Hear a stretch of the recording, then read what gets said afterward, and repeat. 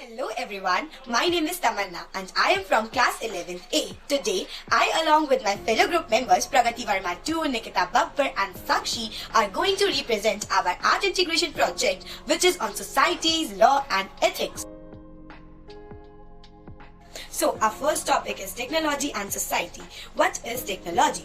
A technology is defined as the body of knowledge available to a civilized society that they can use in fashion implements, practicing manual arts, enhancing their skills and many more things. What is society? A society is defined as the sum of relationship between human beings. Now there are three capabilities that are important for economic and social development. First, enable greater efficiency in economic and social processes. Second, enhance the effectiveness of cooperation between stakeholders. Third, increase the volume and range of information available to the people. Here is Cultural Society of Sikkim. As you can see on your screen that there are many pictures of the colorful and amazing society of Sikkim. The first picture is the mass dance of Sikkim. The second picture on the left hand side is the traditional dress of Sikkim which is known as Baku. The other two pictures is the monastery known as the Rumtek Monastery which is found in Sikkim. Sikkim is famous for its many bridges, monasteries, dances, etc. As you all know, technology has become a very important part of our life. It's just like our basic needs. So, here are some technological institutes in Sikkim. We have selected the top 2 institutes of information technology that are found in Sikkim. First, National Institute of Technology. Second, Manipal Institute, which is in Gangtok. There are many other institutes like Falbo Institute, Himalayan Pharmacy Institute, and etc.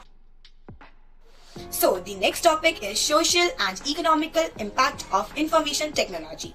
What is economical impact? Economical impact includes globalization of products, of goods and services, changes in international trade, distribution of networks, changes in patterns of consumptions, and many more things. What is social impacts? Social impacts include mass market, access to an enormously increased range of information resources, new patterns of work and human settlements, changes in relationship between the government, citizen, and state.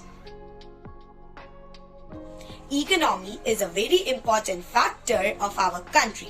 Let's see the contribution of Sikkim in increasing economical impact.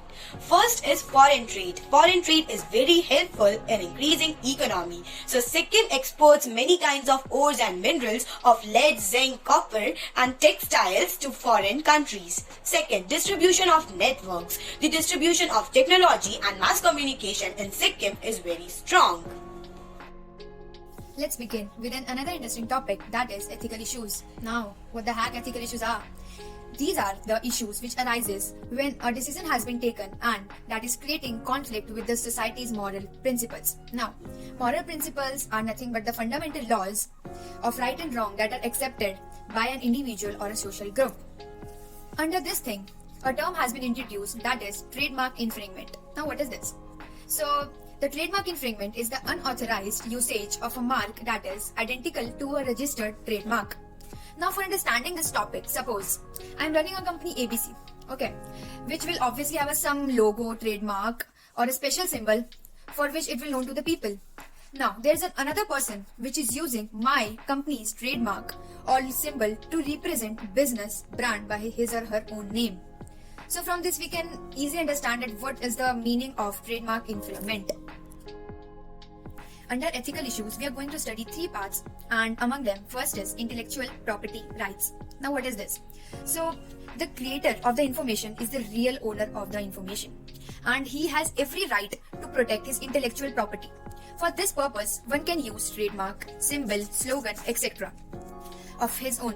The creator of the information is the real owner of the information, as you all know. Now, for understanding this, suppose I'm buying a house. Okay, afterwards I must have been some proof that it's my house. Now, for that, I must have been given a right by the government that yeah, it's my house. So just like this, same intellectual property rights means the same thing.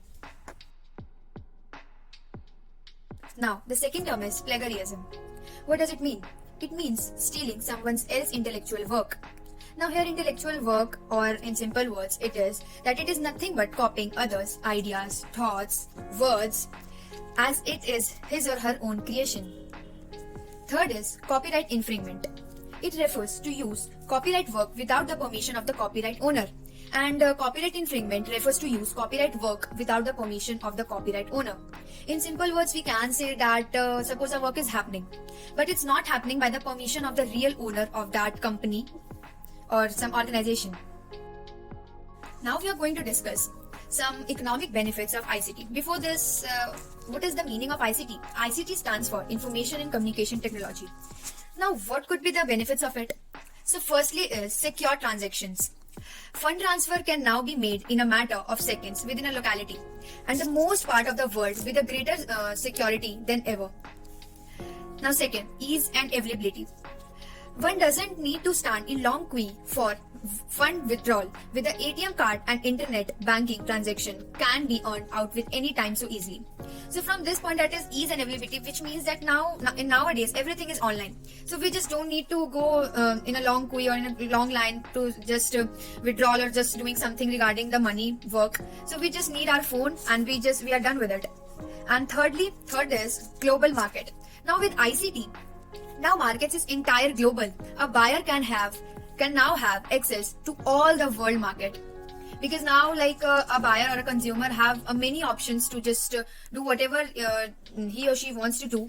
And now there is a world market. There's not a little market, but there's now a global market from which it can access whatever he or she wants to do. Now fourth is net banking, and net banking is also called online banking.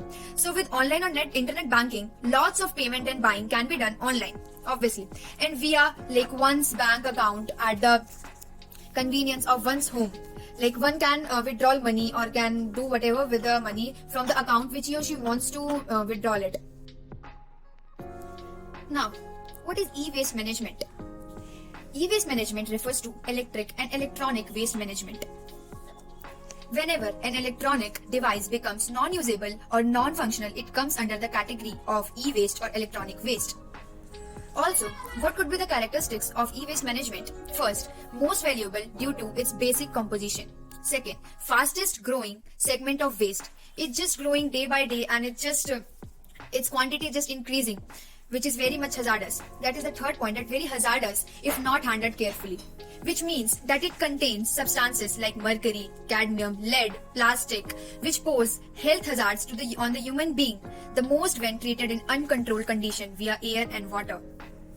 In simple words, e-waste management can also be defined as reusing and recycling of e-waste which is no longer in use. Now, what could be the composition of e-waste? What all includes in e-waste? So, it's just metallic and non-metallic elements or compounds such as aluminium, lead, tin, sulfur, copper, etc. Can you imagine the benefits from e-waste management? But yes, there are benefits of e-waste management. First, allows for recovery of valuable precious metal.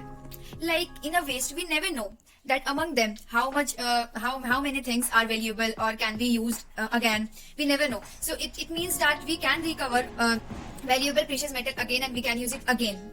Secondly, is protects public health and water quality. Obviously, it's a type of waste, and when it will be cleared out, then obviously there would be good health of the public which are living there, which is very much a big concern. Third, creates job. You never know that this e-waste management also creates jobs for people, because it's just a management, it's just a system which needs people who will manage it. So there are many people who are engaged in this management which are working.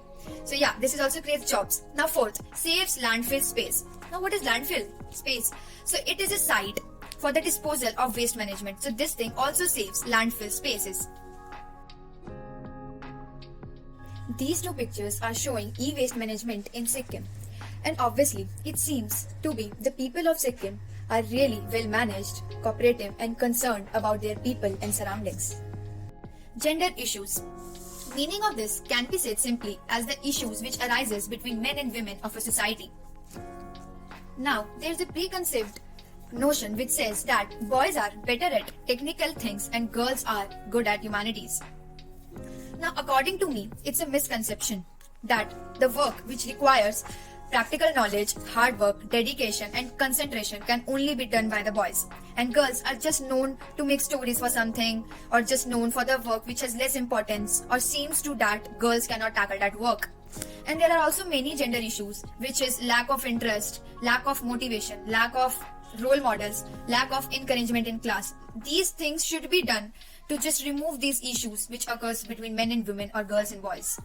Last but not the least, disability issues. Issues like Down syndrome and depression occurs when there is interaction between individuals with a health condition. Now there are many health conditions, but we are going to talk about here only 4. First is locomotor disability. In this, there is a disability of bones and joints leading to substantial restriction of movement of the limbs. Second, hearing and speech disability. This type of disability occurs when there is having trouble in forming sounds or hearing sounds. Third, congenital impairment. In this, a person is in trouble remembering, learning new things, concentrating or making decisions in his or her everyday life. Fourth, vision impairment. This term helps to describe somebody lost vision. In this, sometimes a person cannot see at all, or someone who has partial vision loss. Now this takes us to the end of our presentation on society, laws and ethics. Thank you very much for your kind attention.